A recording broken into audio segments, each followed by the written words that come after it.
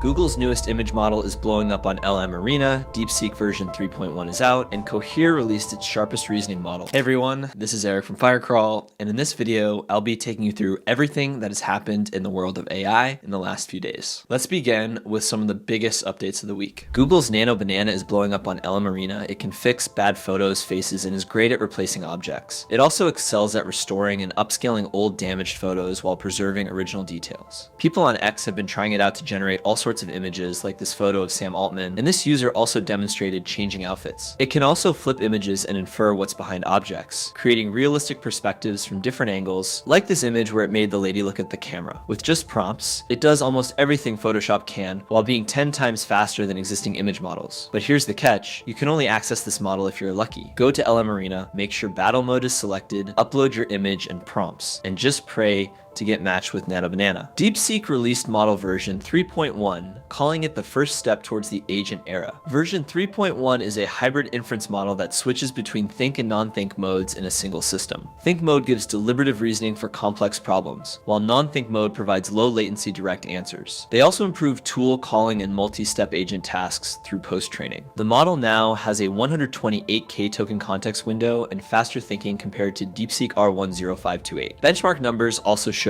massive improvements. Version 3.1 thinking mode outperforms R10528 on code agent tasks like Live Code Bench and Codeforce's Div1. For math, it shows very large gains on AIM 2024, AIM 2025, and HMM 2025. The model uses a mixture of experts architecture with 671 billion total parameters and 37 billion active per token, built on a V3 base with two-phase long context extension. Next up, Cohere announced Command Reasoning, its most advanced enterprise reasoning model. This is designed for tool use, agentic workflows, and multilingual capabilities with up to two 56K tokens of context. It contains a reasoning on-off toggle which can be used as a parameter to switch between chain of thought internal thinking for higher performance or lower latency responses. It's designed to run on two NVIDIA i100 or H100 GPUs for private infrastructure with better efficiency. It also supports 23 languages and has been specifically trained to interact with external tools like APIs, databases, or search engines. Community coverage reports generation speeds up to 156 tokens per second, with speed advantages over GPT-4o and DeepSeek version 3. Moving ahead, Alibaba released Qwen-Image, a 20 billion parameter vision language model for advanced image generation and editing. This model excels at complex text rendering, especially for English and Chinese characters, with preservation of typographic details and layout coherence. It supports semantic and appearance editing, including style transfer, object insertion and removal, and detail enhancement. Unlike other LM models, the 20 billion version maintains perfect character consistency during semantic editing. The model has integration support in Comfy UI, and it's available as open source under Apache 2.0 license. Finally, Google updated Vertex AI with new enterprise security features. The platform now supports private VPC environments with a private service connect interface for data privacy and compliance. You can now use customer managed encryption keys for full control over data encryption for stronger data security. It includes an agent starter pack with ready-made templates, an interactive playground, and automated CI/CD pipelines. Model pricing is 9.94 cents per vCPU hour and 1.05 cents per gigabyte of memory, with no charges when agents are idle. And that was this week's Roundup. For more developer tools and detailed hands-on tutorials, don't forget to check out the Firecrawl blog, and I'll be back again with bigger updates, breakdowns, and tools that you should actually care about next week. Until then, keep building, keep shipping, and don't forget to hit subscribe.